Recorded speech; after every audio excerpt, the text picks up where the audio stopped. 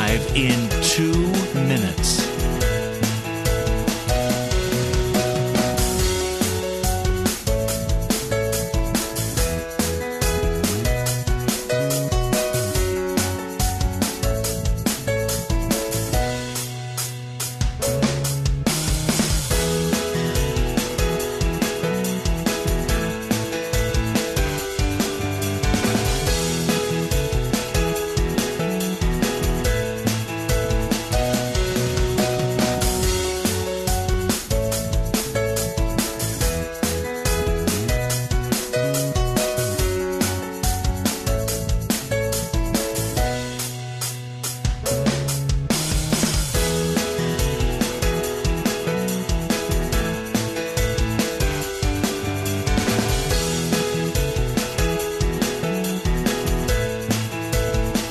Lynn Cullen live in 1 minute.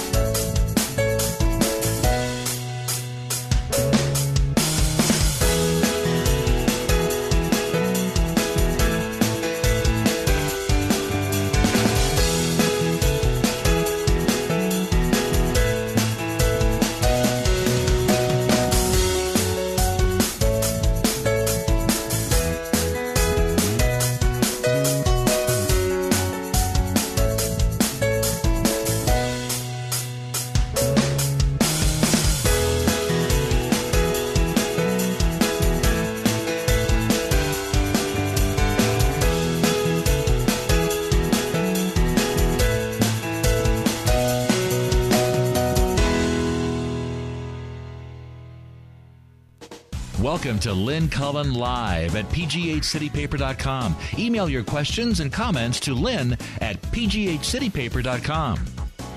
And a good morning to you, the day after Valentine's Day. Good riddance. Hate that holiday. And it'd be the 15th then, right, of February. And I always seem to tell you what color the sky is. It's blue today. And there's an awful lot going on. I was walking down Smithfield Street trying to think of where to start today. There's so much that I'm dying to talk about. And I was so lost in my thoughts that I was startled when like a whirling dervish started jumping in front of me in a crazy, and I jumped back. It was Chris Potter. Well, you never know. I was very happy to see him, but he said, "Watch where you're going," and proceeded on his way. Jeez. Whew. All right. Well, just a few quick breaking news sort of things to talk about. I don't know how breaking they are. The latest toll of injured in Russia with this meteor crashing. It exploded in the air, and there's now said to be over 700 people thought to have sought medical help. The vast majority of injuries not believed to be serious. Over 270 buildings are harmed in some manner, mostly shattered windows, broken glass, because of when the meteor exploded, the shock waves. It was the shock waves that just knocked windows out in a huge, huge swath. And this is in, they say, the Ural mountain area, but obviously a populated area. And about 20,000 emergency response workers have been mobilized.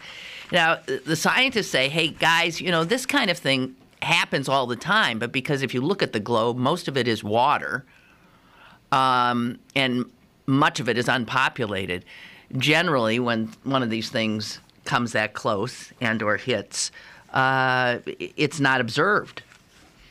So I guess what made this unusual is that it happened over a populated area. A big hunk of something was found in a nearby lake And because this is the day this asteroid is supposed to come uncomfortably close to Earth, uncomfortably close meaning 17,000 miles away, people are freaking out. Scientists are quick to say they are in no way related events. This is coincidental. So that's just from what's happening in the sky. Lord.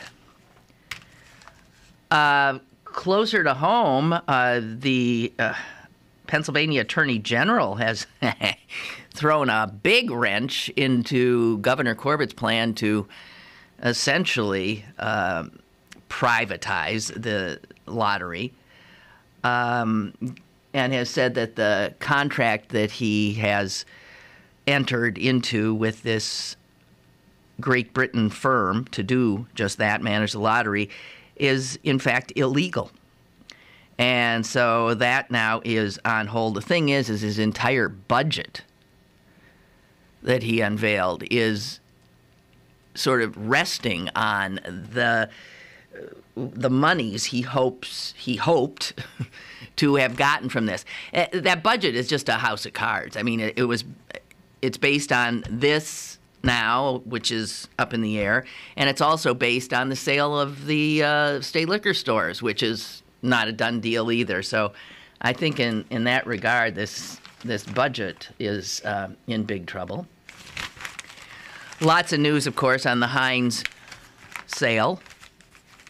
And one interesting thing I came across, let me find it for you. I believe this was in the Wall Street Journal. And that is that the Securities and Exchange Commission, I can't find it, the Securities and Exchange Commission has noted a spike in trading on Wednesday before the sale was announced. And so it has begun an inquiry that could turn into a broader investigation that could, in fact, cast a shadow over the Heinz deal if there was found to have been insider trading taking place. Because, as you know, it is illegal to profit from something such as that because you are in the know. You can't start trading until it becomes public knowledge. And so there is some scrutiny going on right now, and an insider trading inquiry has begun because of a suspicious spike in trading on Wednesday. Never a dull moment. Also, the New York Times noted that has a nice little story about Pittsburgh on its in its business section today, and talking about the fact that Pittsburgh was once this huge corporate headquarters. It was this, the industrial heart of America, and as a result, I mean, Westinghouse, Alcoa, PPG, Gulf Oil, U.S. Steel, blah, blah, blah, blah, blah, on and on and on and on. And they talk about the fact that now Heinz is going away, and that this is the kind of thing that Pittsburgh knows pretty well. And it notes that, and this is also something I think is very hard for us to get our heads around. It notes this. It is a story that the city knows well by now, as it has transitioned from one of the great hubs of corporate and industrial America to a new economy based on small technology and medical companies with unfamiliar names. it is only somewhat of a coincidence. I thought of this yesterday, too, that on the same day as Heinz announcement, U.S. Airways, which, as you know, was U.S. Air, which was Allegheny Airlines, and headquartered here in Pittsburgh. So the Heinz sale happened on the same day that the merger of U.S. Airways and American happened. And again, there's just two sort of huge corporate entities that began here, and now they're gone. The Times says Heinz is the latest in a long list of prominent American companies that have significantly reduced or altogether eliminated their presence in Pittsburgh. And they begin to tick off all of them, and it's an astonishing list. But then they say this, and this is what's hard for, I think, some of us to get our heads around. But in the course of reducing its reliance on industry and big corporations, Pittsburgh has become one of the more envied stories of urban renewal in the Rust Belt. I know we keep hearing this, and there's truth in it, guys. There's truth in it. The proportion of Pittsburgh's workforce, which is now engaged in manufacturing, is actually lower than the national average. So it's quite a remake, quite a second act. But they point out that while we have fewer manufacturing jobs than the national average, we also have a lower unemployment rate than the national average. Whatever, make of all of it what you will. And they point out that we're attracting a different kind of corporate entity now and they point out that in 2009, Google saw fit to make a very large footprint in Pittsburgh, and interestingly put its offices in, remade a former industrial site, the Nabisco plant in East Liberty is now the Google headquarters here. So right there is kind of a bricks and mortar indication of the continuing transition of this city that we love. And amazingly, everybody said, I don't understand it, but that Teresa Heinz didn't really make a big bundle yesterday. I'm not sure why that is, but she must have already sold most of her stock. It's amazing. Also, they make quite clear that the charitable, the Heinz charities, the Heinz Foundation, this is something Tom Sokolowski and I were wondering about yesterday, all of that should not be affected. That, in a city where that name is so iconic, Heinz Field, for heaven's sakes, Heinz Hall, Heinz Chapel, that stuff remains, and in fact, all of the Heinz charities will stay as well. And also, it said it was written into the deal that the Heinz corporate headquarters had to stay here. But I don't know how much that really means.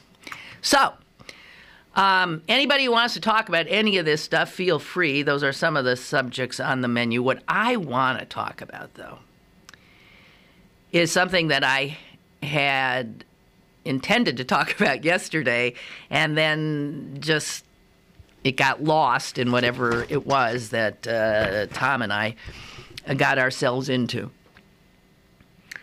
But I have it in front of me now, and in case you haven't heard this, you have got to hear this. And it shows just how insane the leadership of the NRA is, and it shows how dangerous the leadership is. It shows their tactics of creating fear and fueling paranoia among the followers, its followers, and the media operations that then do its bidding. And it is, I think, is reaching a level, well, you be the judge, that I'm hoping that just like that meteor, which, careened across the sky in Russia this morning and then exploded, I'm hoping that that's what's going to happen to the NRA if it keeps up this trajectory of becoming more and more insane. This was a metaphor that we were using in regard to the Republicans before, but and that was that there is nothing more dangerous than a wounded animal. And I think we can apply that to the NRA. The NRA is used to being the bully, is used to being the aggressor, and it's feeling aggressed upon now. And it really is. And so when you watch this bully become defensive, it shows itself, I think, in a very stark manner. Excuse me. So, in case you hadn't heard this, on Wednesday, Wayne LaPierre published, I don't know what you'd call this, a manifesto, something, his thoughts, and warning people of what the future looks like in America. Listen to this. I thought, when I first came across this, I thought it was something that The Onion did. I'm serious. I thought, well, this can't be. It was one of those moments where I think this can't be. This can't be true. This can't be real. This is so over the top that even Wayne LaPierre couldn't have put this in writing. But he did. Here's some of it. Latin American drug gangs have invaded every city of significant size in the United States. Okay, now, are you aware of that, Jess? No, you're not aware? And that's funny because I wasn't aware of that either, and I was sort of thinking, but since I'm somebody that follows the news, that if Latin American drug gangs had invaded every city of significance in the United States, that I might have been aware of that. But here it is, Wayne LaPierre telling us. He goes on. Phoenix is already one of the kidnapping capitals of the world. And though the states on the U.S.-Mexico border may be the first places in the nation to suffer, by no means are they the last. Okay, so that's setting up the one thing to be afraid of, to be very, very afraid of, and that is those brown, violent criminals coming across our border, taking over our cities, apparently, kidnapping our families, and, of course, that's why you need a gun. LaPierre goes on. So the border today remains porous, not only to people seeking jobs in the U.S., but to criminals whose jobs are murder, rape, robbery, and kidnapping. And then he goes on to explain why Obama likes this.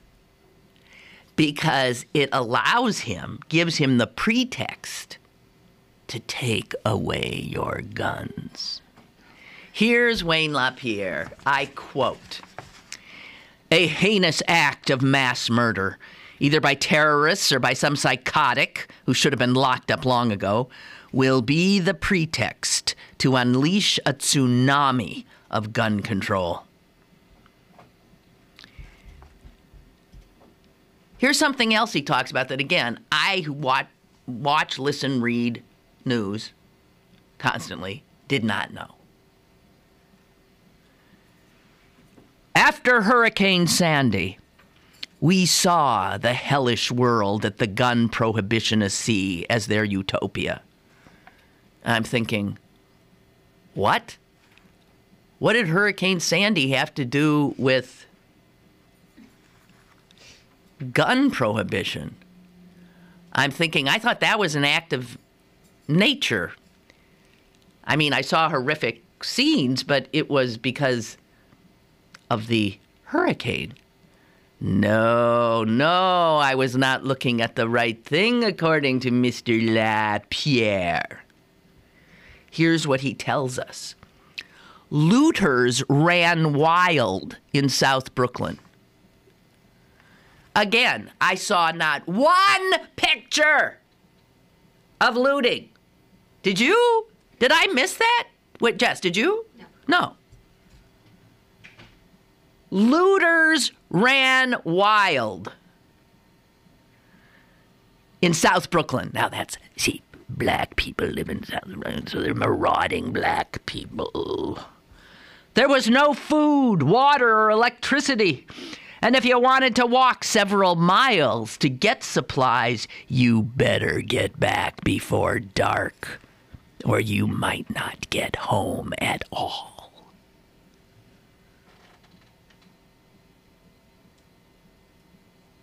It was a nightmare scene, there's no doubt about it, for days on end. But the stories I saw were of people helping people. People helping each other, not people killing each other and taking each other's things. What is he talking about? Okay, he's not done. I mean, see, this is this apocalyptic vision, this end of world, this, something out of, a movie, sci-fi movie or something. This is the image of this country that Wayne LaPierre and some of these loons on the right are actively selling to people, to the very people who I guess are very receptive to it. LaPierre, again. Meanwhile, President Obama is leading this country to financial ruin, borrowing over $1 trillion a year for phony stimulus spending and other payoffs to political cronies. Nobody knows if or when the fiscal collapse will come, but if the country is broke, there likely won't be enough money to pay for police protection. And the American people know it. Okay, the obvious thing is go get guns.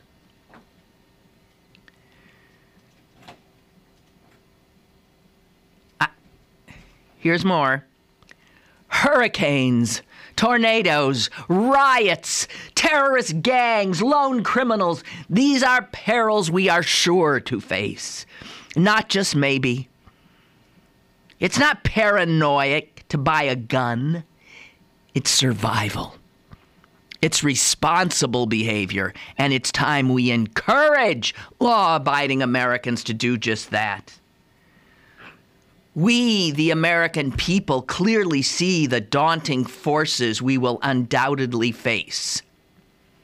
Okay, in case you weren't aware, I'm telling you right now, here are the forces you are going to face. You silly cockeyed optimists, Just get real and listen to Mr. LaPierre, who sees the future, and it is scary. These are the forces we will undoubtedly face. Terrorists, crime, drug gangs, debt riots, civil unrest, natural disaster. Okay, so this is the National Rifle Association, which used to be an association of people who hunted. And it has become now this purveyor of hysteria and fear, this manufacturer of an image of this country that is so out of whack with any reality. Our crime is down. Our economy's recovering. There are no Latin American gangs taking over our cities. There is no civil unrest. If what clearly he wants is civil unrest. In this paranoid fantasy world they live in, he obviously is calling on the people who listen to him to see themselves as that militia referenced in the Second Amendment. Forget the well-regulated part, that they don't like. See themselves as the militia who will be forced in this horrible, primitive, post-apocalyptic America that they see right around the corner to defend their families, and the only way will be with a gun. To defend their families from their neighbors, from these brown people, the brown people coming across the border and black people looting. The racism, which is bubbling just below the surface of this screed, is palpable. It's really something. And if you recall this dangerous man's words after those 20 children were mowed down. Remember when the NRA didn't say anything for days and days and days, going into their usual defensive crouch after one of these massacres. And then LaPierre was pulled out of his bunker, and he made what, as far as I know, everybody thought was a sort of crazy speech.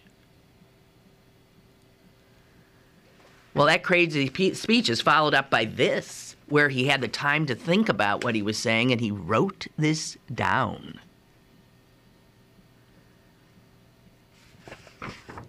And now you figure that we know that there are millions upon millions of Americans who actually believe this vision and live their lives in fear, which requires them, of course, to buy as many guns as they possibly can. Wow. And it's true, the Republican Party has spent a lot of its energy in fomenting that kind of fear as well. They have always found their path to electoral success by scaring the bejeebers out of the voters. Commies under your bed, gays stealing your children, blacks raping your women, immigrants robbing you of your job. This is the successful strategy employed by the Republican Party.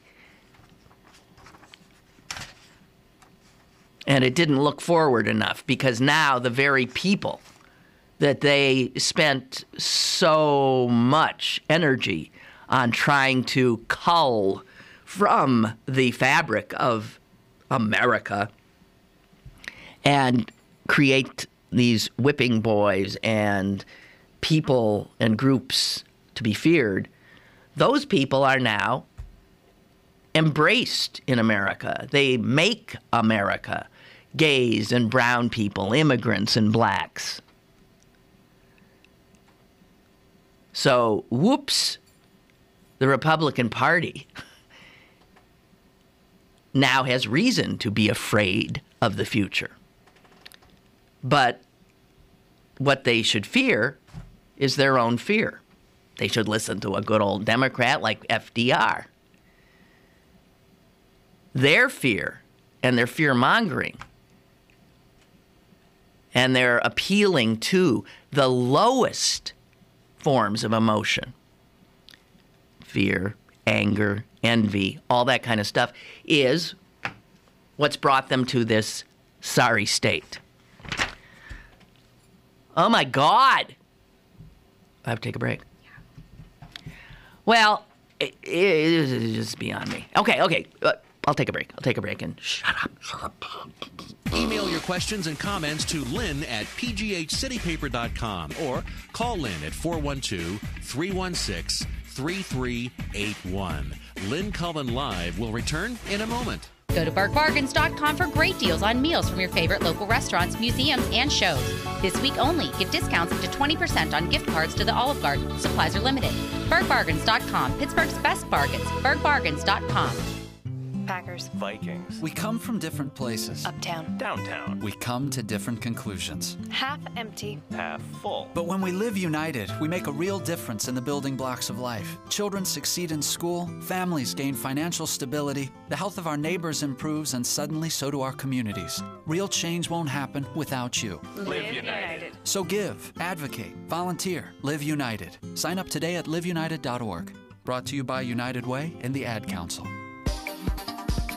You're listening to Lynn Cullen Live at pghcitypaper.com. Once again, here's Lynn Cullen. I was just looking at Daily News Nuggets, and Jared has put up somebody else's thoughts on what is called LaPierre's unhinged and unchained diatribe. I do think this kind of verbiage is in its own way dangerous. And I think the dangers that it engenders are readily apparent in our politics. They've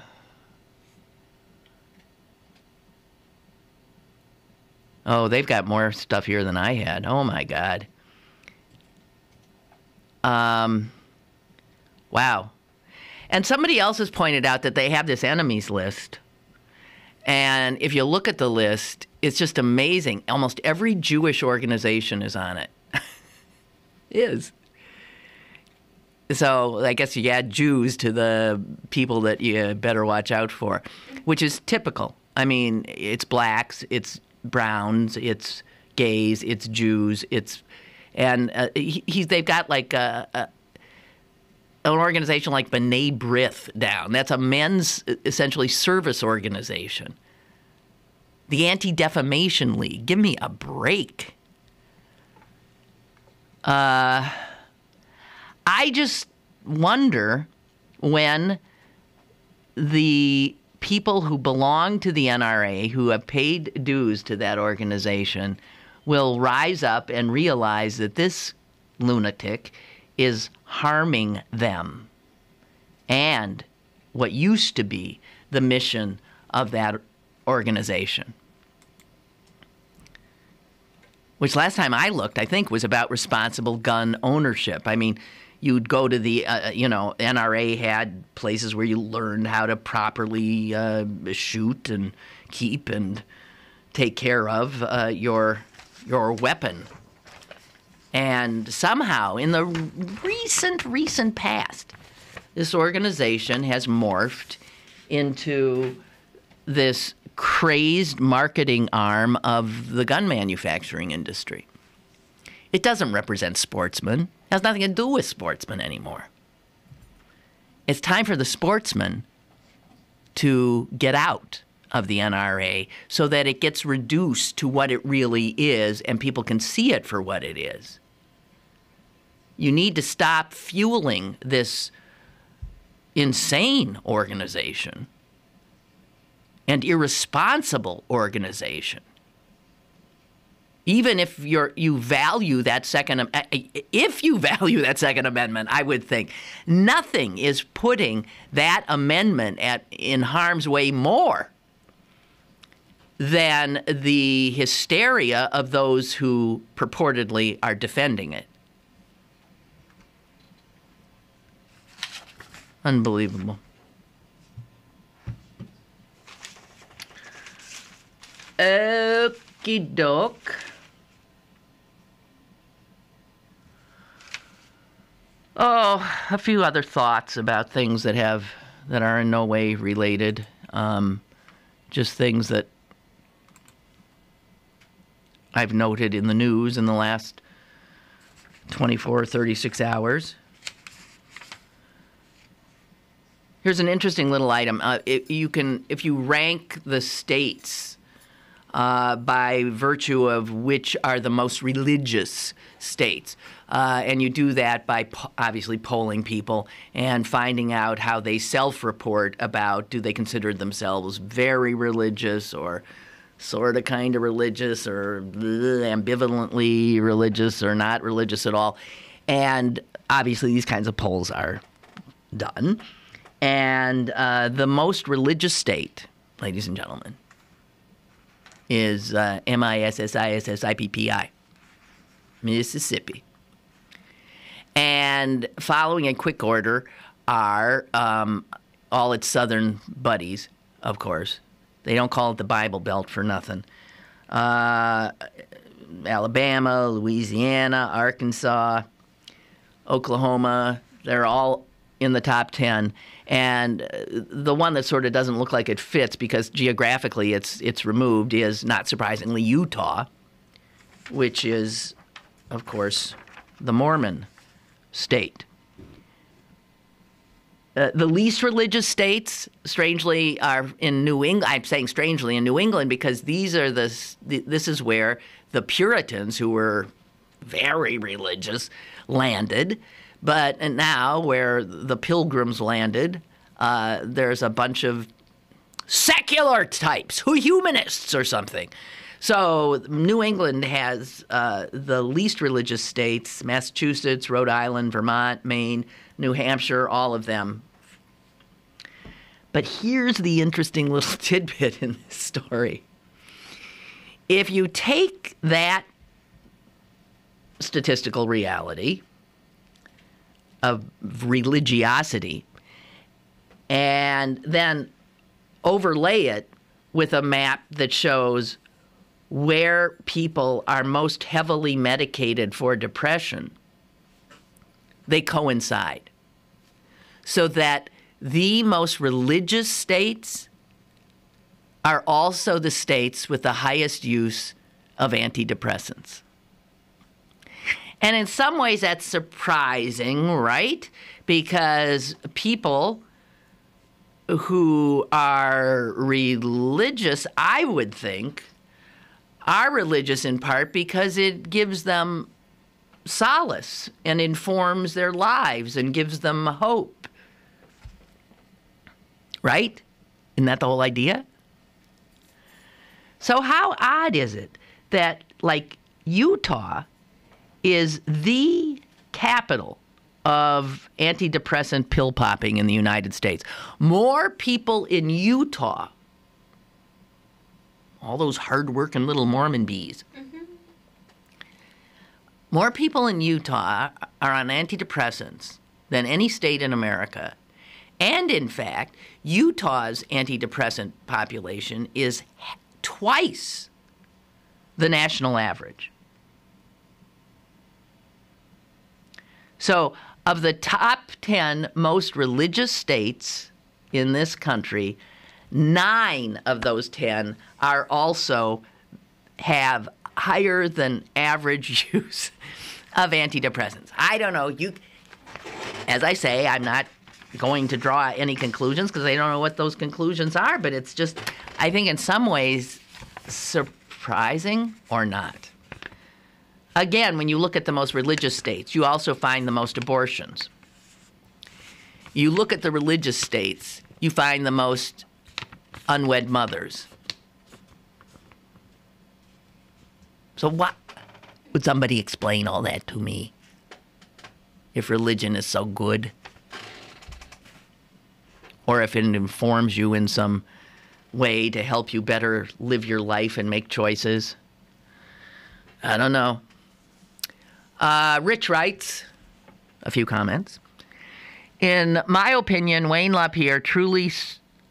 I have a call? Mm-hmm. Well, I just finally... Yeah, go ahead. Okay, go ahead. Hello there. Hello. Hi. You're talking about religion. I can't believe the people that give the money to these churches, like the Catholic Church, the Mormons, these people, this organization has so much money, and they just keep giving it to them, believing, in the religion. It's amazing how people are so stupid. I learned a long time ago it was a business just like anything else. If you want to believe in God, that's fine. You could pray at home if you wanted to, but they just keep giving their money away. Have a good day. You too.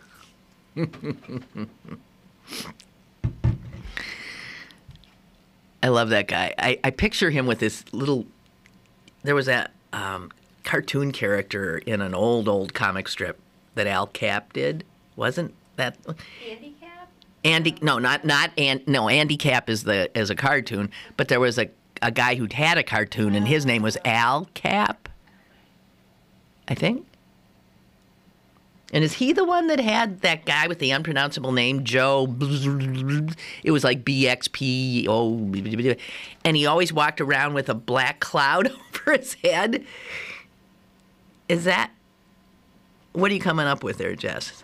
Little Abner. Oh, Al Cap is Little Abner. Oh, yeah, he did that. Okay. Who did Pogo? Pogo's another old one. Anyway, back to Rich, who got interrupted. In my opinion, Wayne LaPierre truly seems far too psychologically unbalanced to be allowed to have a gun.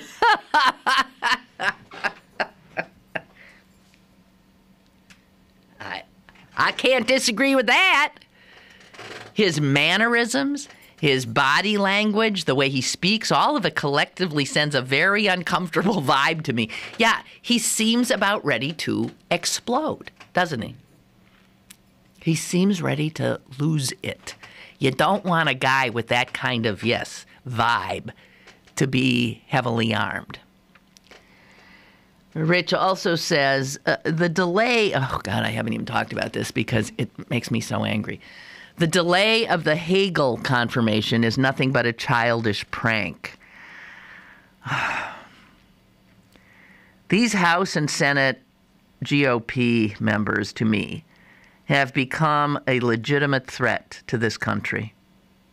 I agree with you, with their juvenile politics. And like any threat to this country, they must be eradicated.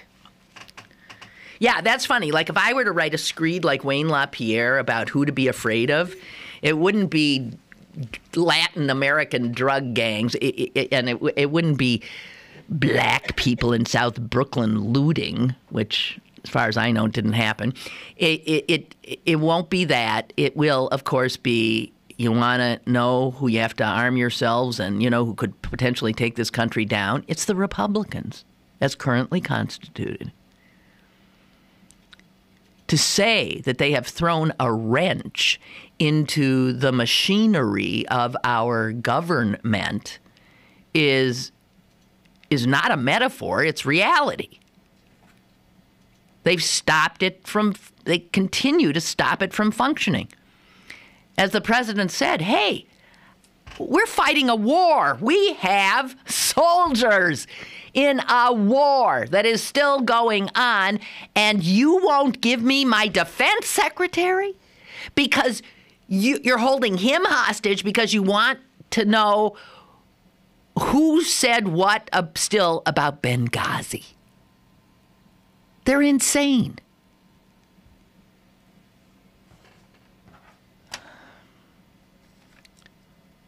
Rich also says, it became obvious as the news yesterday progressed, the GOP talking point for the day was to make sure that the president took ownership of the sequester. Yeah, you're right. All day long we heard, this is the president's sequester, or he signed the bill. I heard it over and over and over. Rich says, I beg to differ. If this sequester goes through, it clearly belongs to Boehner. Look, here's the thing. If you recall when the sequester came into being, it was the only way to, again, get the country moving again because the Republicans had stopped the country from moving. And so this deal was struck, and it was said to be so draconian that they would never again find themselves in such a situation, that these cuts that would be required were so onerous to both the Republicans and the Democrats that they would manage somehow to make things work, get a deal. How silly. Did they really think that?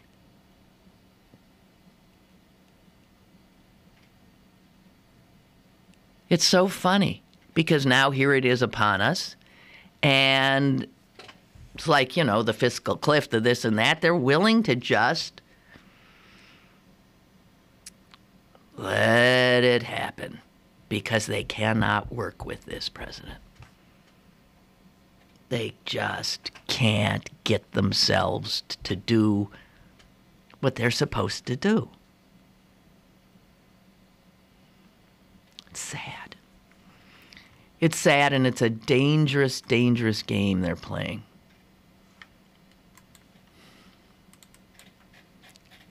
And after that State of the Union address, I don't know why. Every year this happens. After the State of the Union address, I think, oh, well, surely some of these words have gotten through, and maybe there'll be a change in the way these guys are functioning, and maybe they will reach out to each other. And no. The day after that speech, the Republicans hit the ground running and show themselves to be even more willing to prevent this president from doing his job. I mean, if this depriving a president of his cabinet is outrageous. It's outrageous. And if the Republicans were so concerned about who the defense secretary would be and who would head the CIA and who's going to be in charge of Interior or EPA or Justice or any of them, then there's a way that they can control that process. And they know what it is. They have to win the presidency because the president chooses his cabinet. And the childishness, to borrow Rich's word, is their unwillingness to accept, again, the fact that a national election was held and the country, the people, do not want them running the country. They voted for the president. beyond belief. All right. I'll have to take another break real fast. More is on the way with Lynn Cullen Live. Pittsburgh City Paper is available now. Pick up one today for the most comprehensive dining, event, and happy hour listings in Western PA. Plus Moulin Rouge, Soul Asylum, Kyle Abraham, and American Idiot. Pittsburgh City Paper available at over 1,700 locations throughout Western Pennsylvania and on the web at pghcitypaper.com and on your smartphone at citypapermobile.com. I didn't know about chronic obstructive pulmonary disease until I took the wheel and lent my support to Drive for COPD. Help Americans take action against this leading cause of death by logging on to driveforcopd.org to learn more. I'm Nancy Cartwright, the voice of Bart Simpson, and I drive for COPD.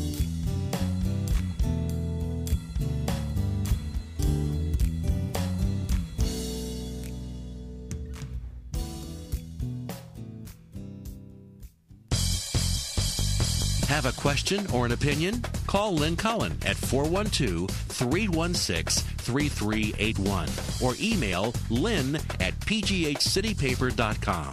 Now, more with Lynn Cullen Live. All right. Welcome back. Oh, gosh. What else? There's so much going on. Oh, I forgot. You know, I was joking yesterday about the police, and I said there's so many shoes dropping. Another one yesterday. Did you hear? I mean, we have to. I'm having trouble keeping track of all this now. So you know that the FBI on Tuesday went over to police headquarters and walked out. There were like 8, 9, 10 of these agents, and they walked out with these, boxes full of files and things, because obviously there's some indication of hanky-panky going on in regard to the personnel and finance office there. Now, yesterday, probably as we were talking and saying we couldn't believe all the things that were happening, something else was happening. Yesterday, the FBI was back. Only it went to a different building this time. It went to the Pittsburgh Police Federal Credit Union. And that is essentially a bank that is used by police officers, I think former and current, and is overseen by a board that is made up of police, I believe. And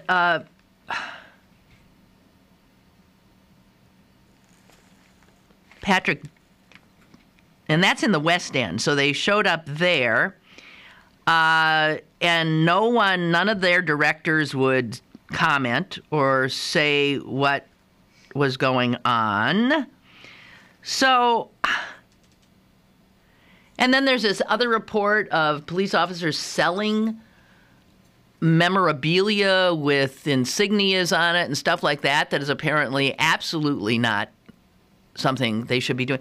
This sounds like it sounds like, well, I said it yesterday, it's so much like the disarray that we suspect has been the case in the Vatican under Pope Benedict. And I think, and I'll say it again, Chief Harper needs to take a page from the Pope's encyclical and leave. And now both men challenging Mayor Ravenstahl in the primary are saying the same thing. He either needs to retire or he needs to be fired. And Ravenstahl, of course, is hanging with him. This, I suspect, will become now the main theme of the mayoral race. So I wonder. So I'm talking now. I wonder what's happening now. Maybe the FBI is cleaning out Harper's house or some other cop's house. It's just beyond belief, guys. I can't imagine the head of an office so basic and so important in a city with this many red flags popping up all around him, and the mayor comes out and says he has his confidence. Well, I really don't get it. Woo! What next? Okay, I just have to say something about this Pistorius murder thing with the model. I can't get my head around it. I mean, my sense of who he was is... But then, why do we think we know these athletes? Well, because we're given these warm and fuzzy, up close and personal accounts of them. And in the case of this guy, he comes off looking, incredibly good. And so it doesn't jive when you see him with his head bowed and his hoodie covering his face in handcuffs because he just blew away this extraordinarily beautiful woman. And then you learn that the police have been called for other domestic incidents at his house.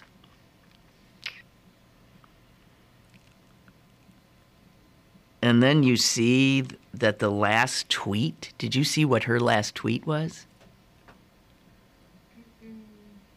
She was talking about Valentine's Day, the day she would die. It was the night before Valentine's Day, and she was talking about how she loved it.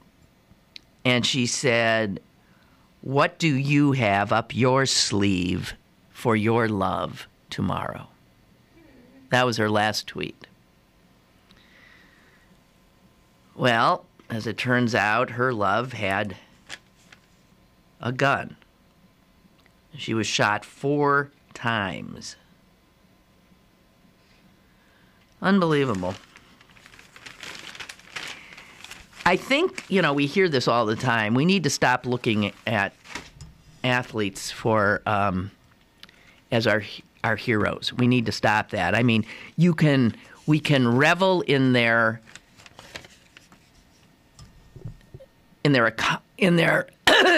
athletic accomplishment.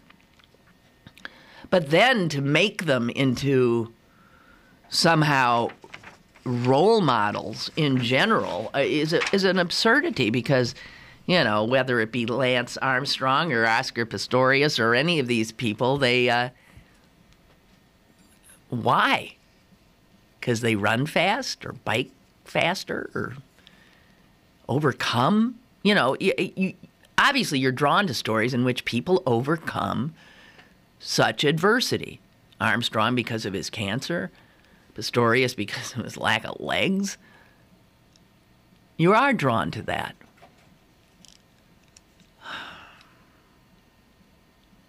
Hey, there's some whisper that Malia Obama is dating. No one knows for sure. But when the president was in Decatur, Georgia, yesterday,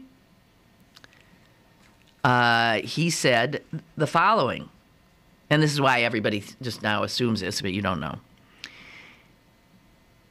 "I do have to warn the parents who are here, who still have young kids.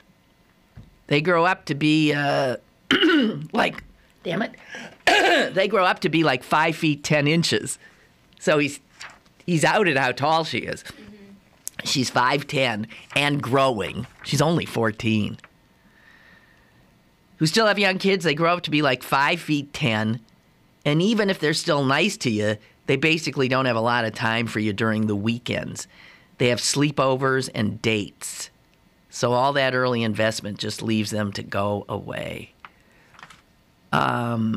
He said dates. Sleepovers and dates, he said, as if he knew.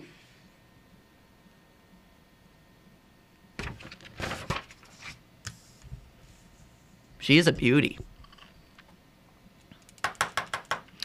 Well, okay, I've got something here, but it's so damn serious I'm not going to bring it up because we only have a few minutes left, and that's nothing to leave you with. I do have to, remind you that if you want to bore yourself silly, you can watch 4802. I'm sorry. That's a good way to get fired, isn't it? Yeah. That's okay, too. Truth in advertising, that's all I'm saying. No, 4802 on WQED tonight at 7:30. I will be there as and I suppose we'll be talking about Corbett and the AG and the cop shop and all this stuff. So if you haven't had enough yet, what the hell's wrong with you? And I also have to tell you that I will not be here on Monday. It's not because I'm taking a happy 3-day weekend. I've been appointed to the board. I think I've told you this, the state ACLU, and that's a very heavy duty board. And so when you're a new board member, you have to go through a pretty rigorous orientation, and the rigorous orientation is occurring on Monday, all day. And so I'll be getting propagandized by those First Amendment lunatics over at the ACLU for all of Monday. So we will not have a show. But then there we are, and I'll be back on Tuesday. Hope you have a great weekend, and go Pens. What else do I have to say? Absolutely nothing to do. I mean, ta-ta. I mean, goodbye. I mean, oh, Lord, exiting. It's not something I'm good at. I'm not. Just go ahead. Knock me off there, Jess.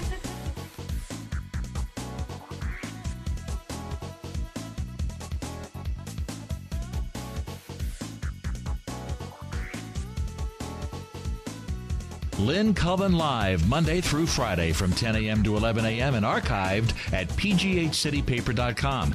The opinions expressed on Lynn Cullen Live are those of the host and do not necessarily reflect the viewpoints of Pittsburgh City Paper, Steel City Media, and its advertisers.